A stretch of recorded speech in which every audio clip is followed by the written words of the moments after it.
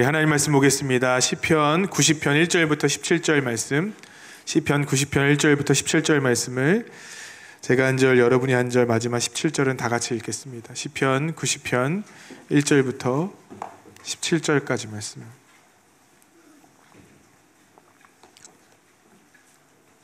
시편 90편 1절부터 17절까지 말씀을 제가 한 절, 여러분이 한 절, 마지막 17절 다 같이 읽겠습니다. 제가 먼저 봉독하겠습니다. 주여, 주는 대대에 우리의 거처가 되셨나이다. 산이 생기기 전 땅과 세계도 주께서 조성하시기 전 곧 영원부터 영원까지 주는 하나님이시니이다. 주께서 사람을 티끌로 돌아가게 하시고 말씀하시기를 너희 인생들은 돌아가라 하셨사오니 주의 목전에 천년이 지나간 어제 같으며 밤의 한순간 같을 뿐임이니이다. 주께서 그들을 홍수처럼 쓸어 가시나이다. 그들은 잠깐 자는 것 같으며 아침에 돋는 풀 같으니이다. 저녁에는 시들어 마르나이다. 우리는 주의 노에 소멸되며 주의 분내심에 놀라나이다. 주의 앞에 놓으시며 우리의 은밀한 죄를 주의 얼굴빛 가운데 주셨사오니 우리의 모든 날이 주의 분노 중에 지나가며 우리의 평생이 순식간에 다하였나이다. 강건하면 80이라도 그 연수의 자랑은 수고와 슬픔뿐이요 신속히 가니 우리가 날아가니이다. 누가 주의 노여움의 능력을 알며 누가 주의 진노의 두려움을 알리이까. 우리에게 우리의 날 계수함을 가르치사 지혜로운 마음을 얻게 하소서. 여호와여 돌아오소서. 언제까지이니까 주의 종들을 불쌍히 여기소서. 아침에 주의 인자하심이 우리를 만족하게 하사 우리를 일생 동안 즐겁고 기쁘게 하소서. 우리를 괴롭게 하신 날수대로와 우리가 화를 당한 연수대로 우리를 기쁘게 하소서. 주께서 행하신 일을 주의 종들에게 나타내시며 주의 영광을 그들의 자손에게 나타내소서. 주 우리 하나님의 은총을 우리에게 내리게 하사 우리의 손이 행한 일을 우리에게 견고하게 하소서. 우리 손이 행한 일을 견고하게 하소서. 아멘. 오늘도 하나님의 큰 은혜가 우리 가운데 임하기를 주님의 이름으로 축복합니다. 저는 오늘 시편 90편 말씀을 전할 때 마음이 조금 불편했습니다. 왜냐하면 시편 90편 말씀은 백발의 정말 인격이 좋은 어떤 분이 인생과 그리고 인생의 허무함에 대해서 얘기해야 되는 본문이 아닐까 하는 생각이 들었어요. 저같이 인생을 잘 알지 못하는 사람, 인생을 잘 살아보지 못한 사람이 이 설교를 하는 건 좀 적절치 않지 않을까 하는 생각을 해서 그게 참 부담스러웠습니다. 제가 고등학교 때 생각이 났습니다. 고등학교 때 제가 제일 어려웠던 과목이 문학, 시 이런 거였습니다. 지금도 이렇게 좀 서정적이고 시적인 거를 제가 잘 못합니다. 저는 아주 딱딱한 글들을 더 좋아하거든요. 그런데 그랬던 이유 중에 하나가 뭐냐면 어느 날 시를 배우는데 시를 가르쳐주신 선생님 아주 서정적인 뭐 그런 시 있잖아요. 뭐 당신이 이름을 불러주기 전에는 나는 뭐 아무런 존재가 아니었고 이런 아름다운 시를 읽어주는데 그 시를 가르쳐주는 선생님이 별명이 뭐였냐면 대마왕이셨어요. 대마왕. 키가 한 185 정도 됐고요. 그 다음에 아침마다 촥촥 소리가 나는 겁니다. 저희는 학교를 아침 7시에 등교했거든요. 7시에 가면 아침에 촥 소리가 1시간 정도 울려 퍼져요. 그게 뭐냐면 애들 때리는 겁니다. 애들 저희 때는 많이 맞았거든요. 막 때리면서 그렇게 하면 되겠냐고 막 때리고 그러면 저는 아직도 기억나는 게 그 대마왕 선생님 앞에만 서면 가슴이 콩닥콩닥 뛰었던 기억이 납니다. 너무 무섭고 너무 두렵고 이걸 어찌해야 할 바를 몰랐는데 수업 시간만 되면 여러분 보면 아름답습니다. 여러분 사랑은 이런 겁니다 라고 얘기할 때 이해는 되지만 전혀 감동이 오지 않는 거예요. 제가 오늘 시편 90편을 설교할 때 이런 마음이 들지 않으실까 하는 생각이 드는 겁니다. 이해는 되지만 감동이 되지 않고 이 말씀이 어떤 구조의 말씀이라는 것은 머릿속으로 알지만 제가 과연 이 말씀을 요리하는 것은 설익은 요리를 내놓는 게 아닐까라는 그 마음에 두려움이 있었습니다. 그런데 말씀을 묵상하다가 이것은 단순히 우리의 인생이 70이고 강건하면 80이니까 우리 인생은 짧습니다, 허망합니다의 얘기가 아니라는 생각이 제가 들었습니다. 어느 한 오지 전문가가 인터뷰를 했습니다. 인터뷰하는 내용은요 이런 거였어요. 요즘에도 오지를 탐험하지 않습니까? 오지 탐험하다가 가장 많이 죽는 경우가 어떤 경우입니까? 이렇게 물어보는 겁니다. 여러분, 어떤 경우에 오지를 탐험하면서 가장 많이 생명을 잃을 것 같으세요? 예를 들면 뱀에 물려 죽거나 차가 전복돼 죽거나 아니면 졸려 죽겠으신가요, 여러분? 표정이 별로 안 지시네요. 졸려 죽겠거나 여러 가지 경우의 수가 있을 겁니다. 그런데 오지 전문가가 가장 많이 죽는 사망의 원인을 뭐라고 얘기하냐면 탈수라고 얘기해요. 탈수. 걷다가 죽는데요. 여러분, 탈수라는 게 뭡니까? 몸에 수분이 부족해서 죽는 거죠. 그냥 물을 먹으면 되지. 물이 충분히 있음에도 불구하고 사람들이 가다가 죽는다는 거예요. 이유는 그렇답니다. 해가 너무 뜨거우면 땀이 금세 말라버린대요. 그러니까 지금 내가 땀을 흘리는지 땀을 흘리지 못하는지에 대한 그 자각이 없답니다. 우리가 땀을 흘리면 내가 물이 필요하구나라고 느끼는데 땀을 흘리지 않으니까 물이 필요 없다고 느끼는 거예요. 물의 필요성을 전혀 느끼지 못하는 겁니다. 그러면서 계속 길을 가다가 자기도 모르는 사이에 머리가 핑 돌고 푹푹 사람들이 쓰러진다는 거예요. 그래서 이 오지 전문가가 하는 얘기가 뭐냐면 규칙이 있대요. 규칙. 오지를 탐험하는 규칙. 그건 뭐냐? 자신의 발걸음을 정해놓고 그 발걸음이 끝날 때마다 의무적으로 물을 먹는다는 겁니다. 한 50발자국 걸어가면 한 모금씩 먹고, 50발자국 걸으면 한 모금씩 먹고, 50발자국 걸으면 한 모금씩 먹고. 왜냐하면 물을 먹지 않으면 금세 죽기 때문에. 이미 그 시기가 넘어가 버리면 어떤 일이 벌어지냐? 억지로 물을 먹여야 되고, 아니 물을 먹어도 아예 회복이 안 되는 일이 벌어질 수 있다는 거예요. 그러니까 목마름을 느끼기 전에, 갈증을 느끼기 전에 물을 마셔야 한다는 거죠. 여러분, 아프리카에 가면 꼭 기억하시기를 주님의 이름으로 축복합니다. 1월 달에 우리 이원철 선교사님이 건강검진 때문에 다시 오세요. 근데 참 제가 전화를 잘했던 것 같아요. 우리 이원철 선교사님 우리 교회만 서주시기로 했어요. 스케줄이 그거밖에 안 돼요. 잘했죠, 여러분. 이원철 선교사님이 또 저희한테 8교회를 소개시켜 주셨는데, 이 8교회는 이름 없는 목사님, 현지인 교회, 가난한 교회들이에요. 그 무슬림 사회에서 고난당하는 교회들인데, 이 8교회를 우리 성도님들 속회에다가 이렇게 분양을 시켜드리려고요. 우리 속장님도 혹시 마음이 동하시는 분들은 저한테 얘기해 주십시오. 그럼 제가 한 교회씩 제가 입양시켜 드릴게요. 그래서 다른 것이 아니라 기도해 주시면 좋겠습니다. 그리고 여러분, 나중에 우리가 다 가서 어느 날은 그 교회를 보는 거예요. 우리가 기도했던 그 교회를 볼 때 얼마나 감회가 새로울까요? 그죠? 그때 여러분 기억하셔야 될 건 50발자국 걸으면 물을 한 모금씩 꼭 드시기를. 안 그러면 죽는데요, 여러분. 근데 이 사람이 더 나아가서 이런 얘기를 하는 겁니다. 우리의 인생도 마찬가지라고 생각합니다. 당신의 감정을 믿지 마십시오. 당신의 생각을 믿지 마십시오. 당신이 아직 버틸만하다고 생각하고 당신은 아직 괜찮다고 생각할지라도 당신은 탈수해서 이미 죽어가는 것일 수도 있습니다. 너무 명설교자인 것 같아요. 전 이것도 우리에게 동일하게 신앙에 적용할 수 있다고 생각합니다. 여러분, 어떤 때는 우리의 신앙의 발자국을 세워보며 영원하신 하나님의 은혜를 보충해야 하는 의무가 우리 가운데 있지 않을까요? 왜냐하면 우리가 살아가는 세상은 너무 뜨겁고 우리가 살아가는 세상은 너무 극한이고 그렇기 때문에 아프지 않다고 느낄 수 있기 때문에 그렇습니다. 저는 군목이었습니다. 군목을 하면 전투 심리학이라는 것을 배웁니다. 그러면 극한의 전쟁의 상황에서 그 사람의 신체와 심리가 어떻게 변화하는가를 아주 깊이 배우진 않겠지만 대략적으로 배우게 되죠. 이때 사람들이 나타나는 특징이 있습니다. 너무 긴장하면 배설물이 막 그냥 나온대요. 통제하지 못하고 그냥 막 배설물이 나온다라는 거예요.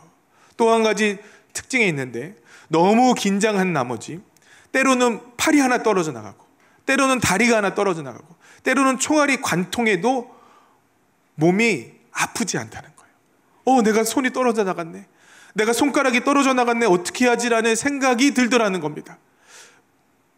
자신도 모르는 사이에 온몸이 상해져 가는데 그거를 느낄 그 겨를이 없다라는 거죠. 여러분, 우린 전쟁터와 같은 삶을 살아갑니다. 어쩌면 우리 영혼에 크나큰 상처가 났고 우리 영혼이 지금 탈수로 죽어가고 있고 우리 영혼이 지금 목말라서 내 생명이 지금 죽어가고 있는데, 혹시 우리는요, 나는 괜찮다, 나는 문제없다, 아니 더 나아가 나는 회복의 대상이 아닙니다라고 여기고 있는 것 아닐까요? 여기 계신 성도님들에게 여러분은 회복해야 될 성도님들이다 라고 말씀드리면 여러분 마음이 어떠십니까요? 제가 이 교회에서 전도사고 속장이고 또 교회를 이렇게 열심히 다니고 이렇게 뜨겁게 기도하는데 내 신앙과 믿음이 회복해야 될 대상이라고요? 목사님, 말도 안 되는 소리 하지 마십시오. 어쩌면 기분이 나쁠지도 모르겠습니다. 회복, 곧 회개가 필요한 대상인데 하나님께서 당신을 회복하라고 명령하십니다라고 얘기할 때 우리는 기쁘기보다는 자존심이 상할 것이고 나는 그런 사람이 아니라고 여기는 분들이 대부분이지 않을까 하는 생각이 듭니다. 제가 정확한 통계를 한번 갖고 말씀드릴게요. 리빌 리서치라는 프로젝트가 있었습니다. 리빌 다 드러낸다는 거죠. 이 프로젝트는 미국에서 2007년에 1000개가 넘는 교회를 조사했습니다. 조사한 그 목적은 뭐냐면 교인들 중에서 하나님과 이웃을 전심으로 사랑하고 그 마음이 불편함이 없는 사람은 몇 %가 될까 하는 것을 조사하는 거예요. 여러분, 하나님을 사랑하고 하나님의 사랑이 느껴지는 사람이 건강한 신앙이잖아요. 그죠? 또 이 하나님의 풍성한 사랑 때문에 이웃을 향해 사랑할 수 있고 그들을 향해 넉넉한 마음을 품어줄 수 있는 사람이 건강한 사람이잖아요. 그래서 교회 안에 도대체 신앙적으로 건강한 사람이 몇 %인지를 조사하기 시작했습니다. 네, 여러분 몇 %나 건강한 신앙인이었을 것 같으세요? 약 11%의 사람들만 건강한 신앙인이었다고 얘기합니다. 다시 말하면요, 여러분 10명 중에 9명은 하나님과 인간과의 관계에 뭐가 문제가 있는 거예요. 회복해야 될 영역이 있는 거고 회복해야 될 신앙이라는 겁니다. 10명 중에 9명은 죽어가고 있는 거고 10명 중에 9명은 탈수 증상이 있는 거고 10명 중에 9명은 하나님의 은혜의 수분이 필요한데 그걸 모르더라는 거예요. 대다수는 괜찮다고 생각합니다. 대다수는 나는 아니라고 여깁니다. 대다수는 나 정도는 모든 사람들이 겪고 있는 증상이라고 여깁니다. 여러분, 결론부터 말씀드리겠습니다. 그러면 쓰러집니다. 시편 90편 7절부터 9절에 보니까 9절에 특별히 우리의 모든 날이 주의 분노 중에 지나가며 우리의 평생이 순식간에 다하였나이다. 무슨 말입니까? 나도 모르는 사이에 하나님의 진노가 우리의 인생을 한번 휩쓸고 지나갔다는 거예요. 나도 모르는 사이에 우리의 은밀한 죄악이 주님 앞에 다 드러났고 주의 노가 아주 우리를 소멸할 직전까지 가게 되더라는 겁니다. 이 말은 우리에게 적용하면요, 우리 은혜 잃어버렸다라는 거예요. 세상에 침몰당하고 있다라는 겁니다. 회복 불능의 자리가 나도 모르는 사이에 앉아있는 내 자리가 회복 불능의 자리라는 거예요. 이 시들을 고백하는 사람의 특징들이 뭘까요? 자신들이 모르는 사이에 지금 내가 탈수 증상이 왔고 나도 모르는 사이에 탈수 때문에 지금 주저앉아 있는 믿음과 신앙이었다고 고백하는 겁니다. 여러분, 주님께서 우리에게 어떤 신앙을 하길 원하실까요? 로마서 8장 37절에 보니까 우리를 사랑하시는 이로 말미암아 우리가 넉넉히 이기느니라 라고 얘기하고 있습니다. 고린도후서 4장 16절에 보니까 우리가 낙심하지 아니하노니 우리의 겉사람은 날로 후패하나 속사람은 날로 새로워진다고 얘기합니다. 고린도후서 6장 4절에 보니까 그리스도의 사랑이 우리를 강권하시는도다. 고린도후서 7장 4절에 보니까 환난 가운데도 내가 담대한 것은 환난 가운데서도 주님의 위로와 심지어는 기쁨이 우리 가운데 넘친다고 얘기합니다. 빌립보서 4장 6절에 보니까 아무것도 염려하지 말고 모든 일에 기도와 간구로 너희 구할 것을 하나님께 알아라고 얘기합니다. 낙심하지 않고 넉넉히 이고 그리스도의 사랑이 우리를 강건하고 환난 가운데 하나님의 위로가 부어지고 하나님의 기쁨이 넘쳐나고 아무것도 염려하지 않는다. 여러분, 우리랑 다른 얘기 같아요. 그죠? 우리랑 전혀 상관없는 얘기 같습니다. 그래서 우리 멈추지 않아요. 나는 괜찮다고 여겨요. 비록 이것과 상관없지만 나는 이 정도까지 망가지지 않았다고 얘기합니다. 여러분, 그러나 멈추지 않으면, 우리의 걸음을 세지 않으면 여러분 쓰러진다라는 거죠. 이 세상에 완벽주의자는 없습니다.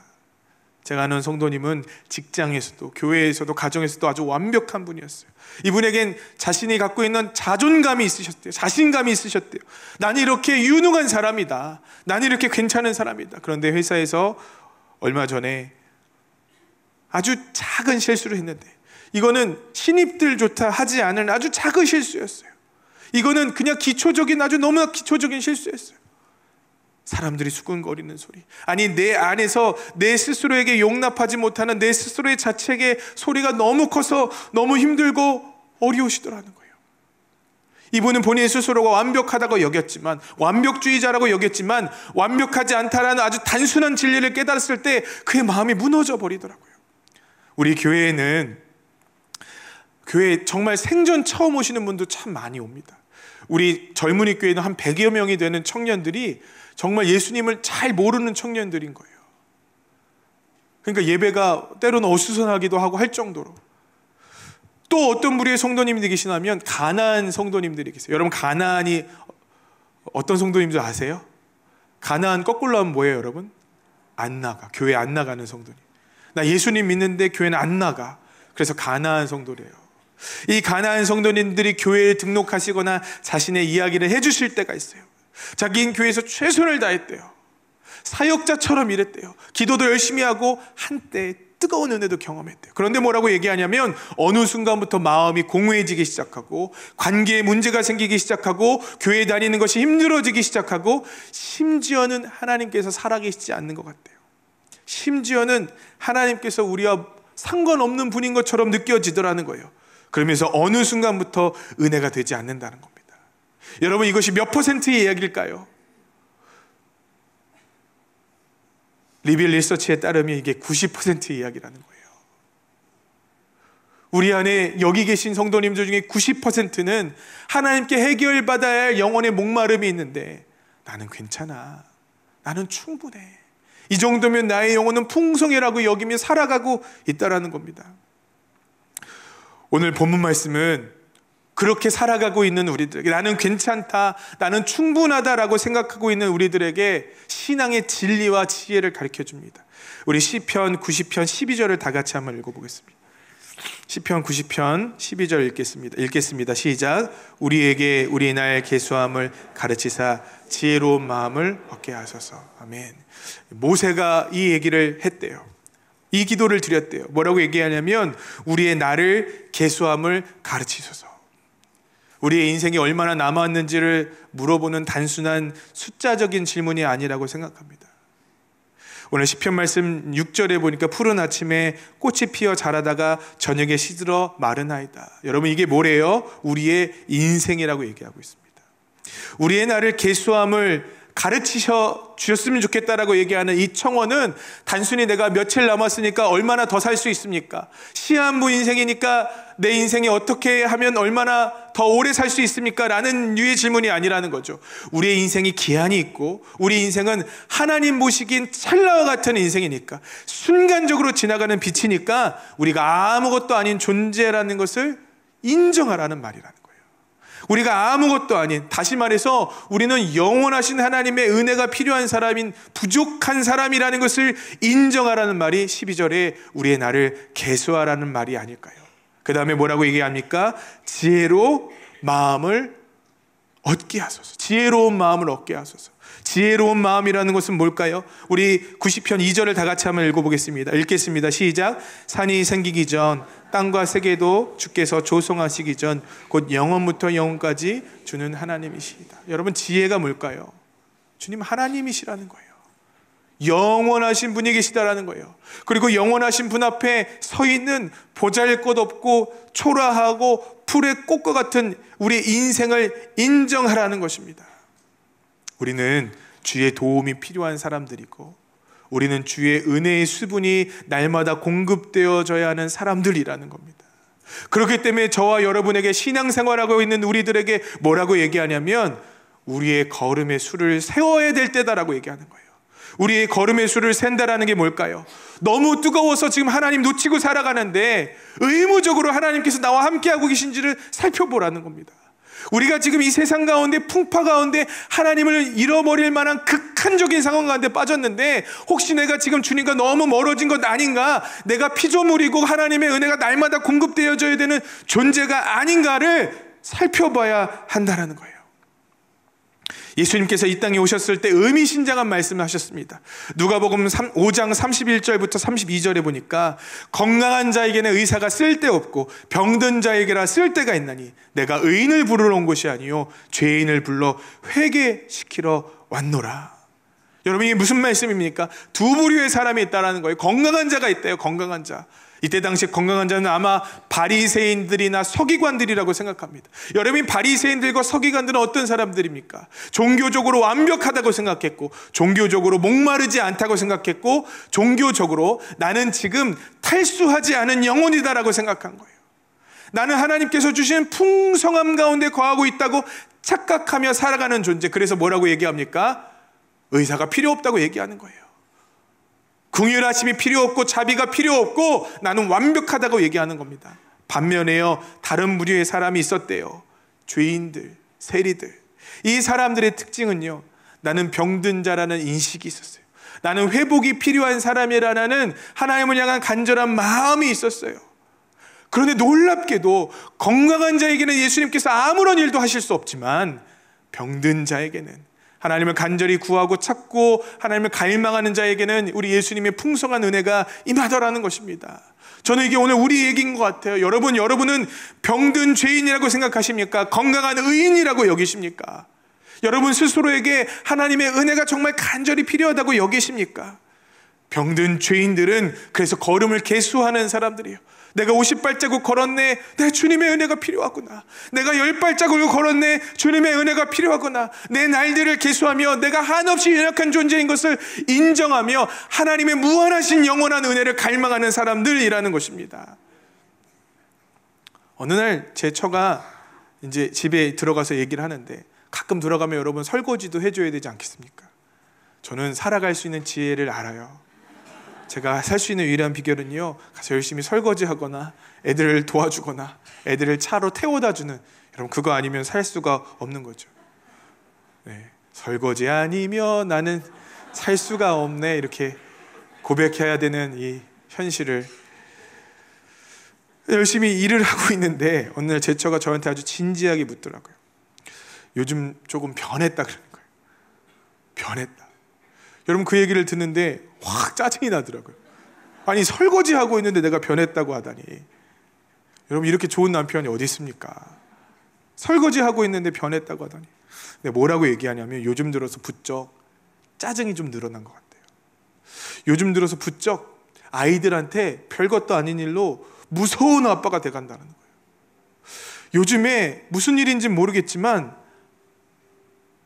왠지 모르게 날카로워졌다는 거예요. 요즘에 무슨 일이 있어? 라고 물어볼 때 제 마음이요, 여러분 철렁했어요. 왜냐하면 나도 몰랐거든요. 제 스스로가 제가 몰랐거든요. 제 스스로 내가 지금 뭔가 쉼이 필요하구나, 제 스스로가 뭔가 하나님께서 주시는 무언가가 필요하구나라는 것을 알지 못했어요.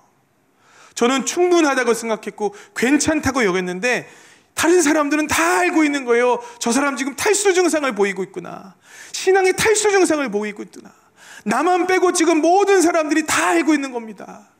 연약한 인간인데, 하나님을 인지해야 되는데, 하나님을 의지해야 되는데, 그래서 하나님의 은혜의 수분을 날마다 공급받아야 되는데 공급받지 않고 살아가고 있는구나.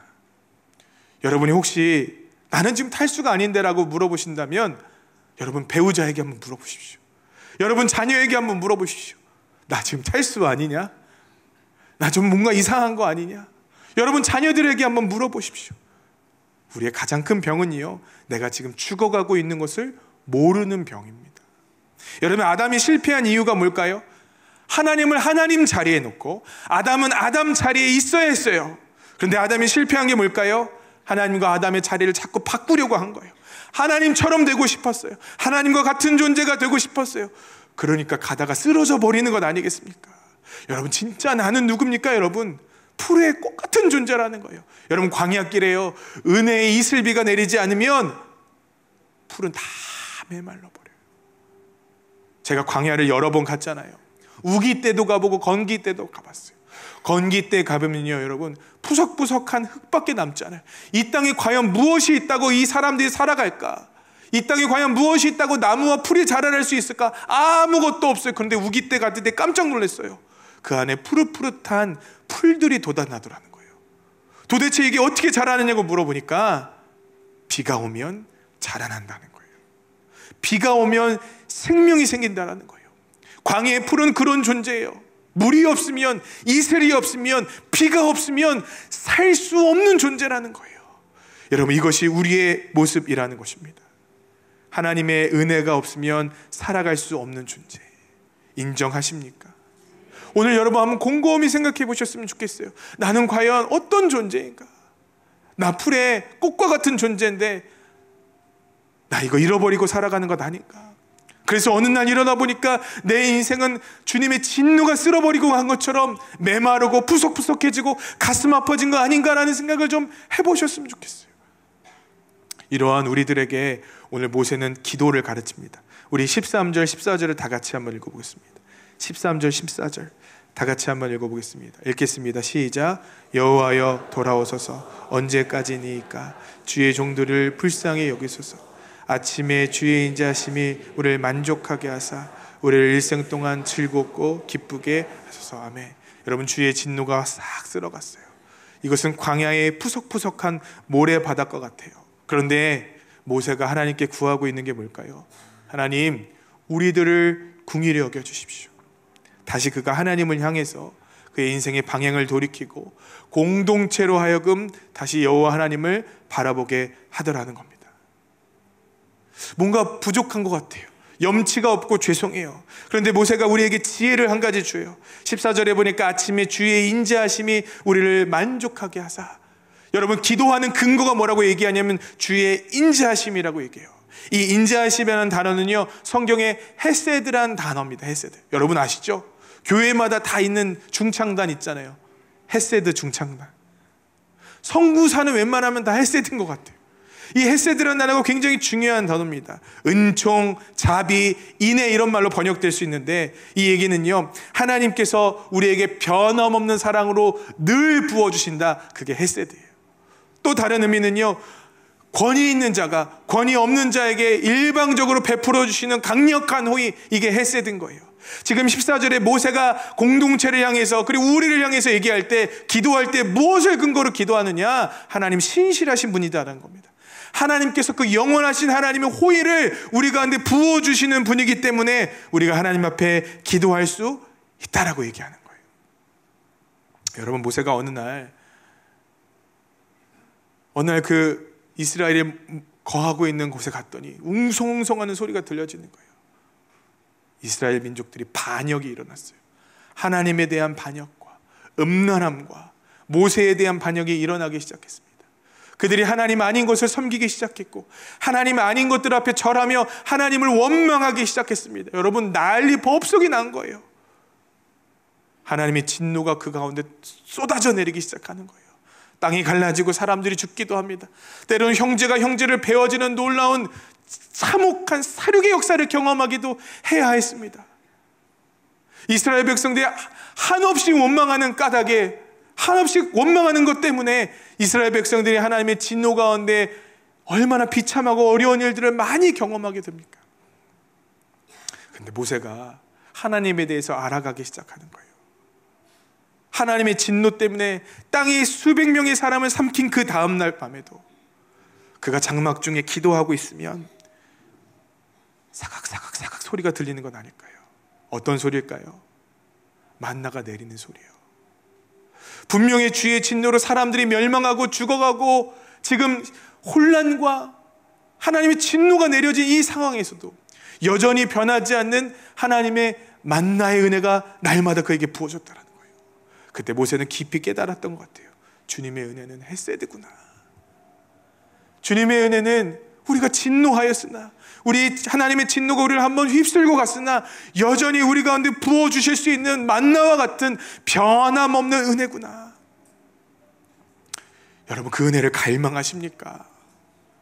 분명히 그 은혜는 변함없는 은혜라고 얘기하는데 여러분, 그 은혜를 갈망하십니까? 오늘 우리의 가장 큰 문제는 이 변함없는 은혜 앞에 갈망하지 않는 건 아닐까요? 세상의 변화는 다른 것들처럼 우리 주님의 은혜와 사랑을 그렇게 여기는 건 아닐까요? 기대하지도 않고 바라지도 않고 그냥 그렇게 90%의 사람이 탈수 증상을 겪으며 살아가는 것이 우리의 신앙의 가장 큰 문제가 아닐까요? 제가 지난주에 어떤 성도님을 상담했습니다. 이 성도님을 상담하는데 제가 감당이 되지가 않더라고요. 이 성도님은 어렸을 때 부모님에게 버림받았고 커서는 돈을 벌려고 술집도 하고 나이트클럽도 하고, 그것 때문에 칼리브레임이 일어나기도 하고, 별의별 사연들이 여기에 있는 거예요. 여러분, 저같이 평범한 사람들에게는요, 뭐 제가 죄 지은 건 뭐가 있을까요, 여러분? 저 옛날에 술 한 잔 마셨습니다, 여러분. 뭐 그 정도밖에, 나이트클럽 가고 싶었는데 못 갔어요. 안 받아줘 갖고. 그런데 이분은 아예 그냥 나이트클럽을 운영한 분이에요. 집이라는 게 있더라고요. 여러분 가세요? 나이트클럽을요, 별 얘기 다 해드리네요. 이게 10개 좌석이 있으면 한 2개씩 떼서 판대요, 여러분. 그게 돈이 그렇게 잘 벌린다네요. 참고하시기를 바랍니다. 그것까지 했던 사람이라는, 하나님의 은혜를 경험하도 그렇게 했다는 거예요. 그런데 이제는 직장에서 일을 하는데 그날도 너무 화가 나갖고 술도 좀 한 잔 걸치고,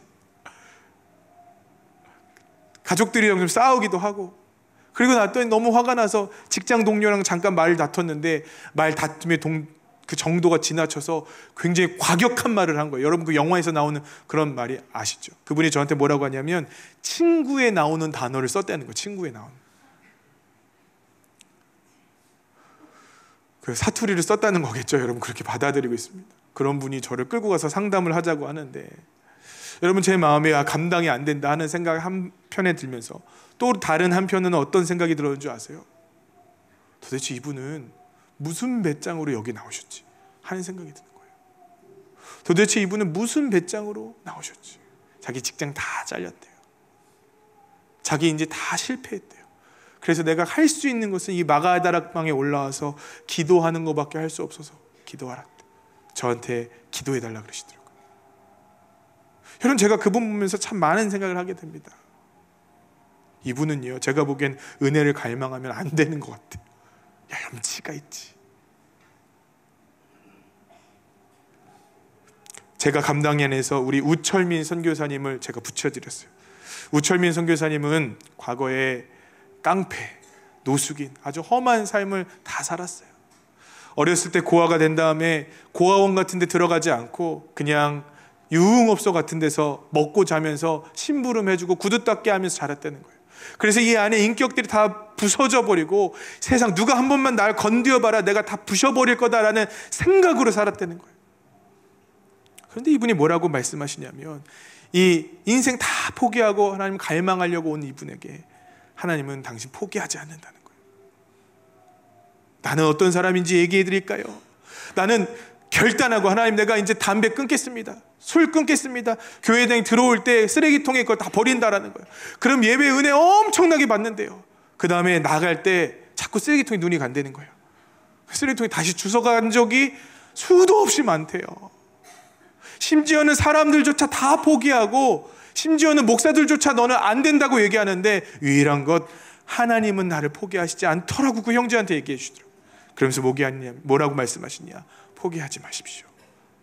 끊임없이 작은 것과 싸우십시오. 주님께서 함께 해주실 것입니다. 제가 엄청 은혜를 받았어요. 여러분, 그분들에게 있는 것이 있어요. 그분들은 어쩌면 저보다 더 불행했을지도 몰라요. 그분들은 어쩌면 저보다 더 형편없는 삶을 살았을지 몰라요. 그분들은 어쩌면 저보다 더 말도 안 되는 부도덕한 삶을 살았을지 몰라요. 그러나 지금 그들과 내가 다른 것이 뭘까? 그들은 은혜의 풍성함 가운데 있는데, 목사인 나는 왜 이렇게 비실비실할까 생각했을 때, 그들 가운데는 제가 없는 것이 있었어요. 그것은 갈망함이었어요.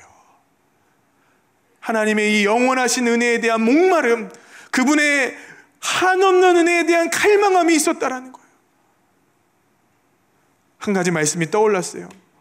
요한복음 8장에 명절 끝날 때 우리 주님께서 한가운데 서서 말씀을 하십니다. 명절 끝날 날에 예수께서 외쳐 이르시되, 누구든지 목마르거든 내게로 와서 마셔라. 누구든지 목마르거든 내게로 와서 마셔라. 여러분, 이 명절 끝날에 많은 사람들이 북적북적거리고 있는 그 한가운데 예수님께서 담대하게 선포하시는 거예요. 나를 믿는 자는 성경의 이름같이 배에서 생수의 강이 흘러 넘칠 것이다. 여러분, 그 안에는요, 두 부류의 사람이 있었어요. 이 얘기를 들어도 목마르지 않은 바리새인과 건강한 의인들이 있었고요, 한편으로는요, 이 얘기를 듣을 때 정말 목말라서 저 은혜를 내가 사모해야 되는데, 저 은혜를 바라야 되는데 라고 갈망하는 병든 죄인들이 있었다고요. 여러분, 이 두 부류의 사람들 중에 동일하게 하나님의 초청이 있었고 동일하게 예수님께서 말씀하시는 그 말씀의 강력함이 있었는데 반응하는 사람과 반응하지 않는 사람들로 갈라지더라는 거예요. 저는 오늘 필그림교회 성도님들에게 여러분 반응의 은혜가 임하기를 간절히 소망합니다. 그 영원하신 하나님에 대한 목마름이 우리 가운데 있었으면 좋겠어요. 주님, 나는 풀의 꽃 같은 사람들이에요. 주님의 이슬비가 내리지 않으면 나는 그냥 메말라 버리는 사람이에요. 기껏해야 난 8시간밖에 피어지지 못하는 꽃밖에 되지 않는 거예요. 그러니 주님, 나에게 공급해 주세요. 영원하신 하나님, 헤세드의 하나님, 그 한량없는 은혜를 의지하며 나가니 주님, 나를 공급해 주십시오. 여러분 목마르십니까? 여러분 혹시 건강한 의인 아니십니까? 나는 주의 은혜 필요 없어, 나는 그런 사람 아니야, 나는 회복할 사람이 아니야 라고 여기십니까? 이 중에 90%는 하나님의 은혜가 필요해요.